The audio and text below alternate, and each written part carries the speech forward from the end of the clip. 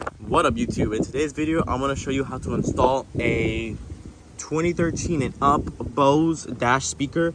I installed it. Yes, the fitment isn't the best, as you see. See, it does stick out, but it's the only downside. So I want to show you how I did it. So you're going to pop this off. Oh, well, it might be on there already. Here we go. I popped it off.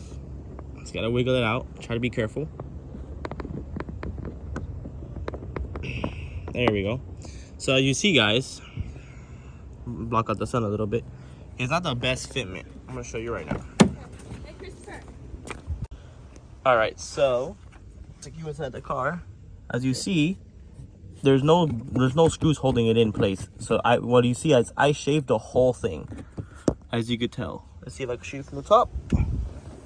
I shaved every single corner with a grinder, and it fit. So the original one does not fit that you get in the car. This is the black version, the black housing, black everything. So that's the only way to make it fit, is you have to shave everything completely down. And as you see over here, this bracket, it doesn't still go in. It goes in a little bit, but you got to shave this down as well. The plastic piece right here with a little hole, you got to shave it down, and it should go into place. I hope these guys helped you out. I think I might not be the first one to do this, but I'm one of the few that's going to be posting this on YouTube.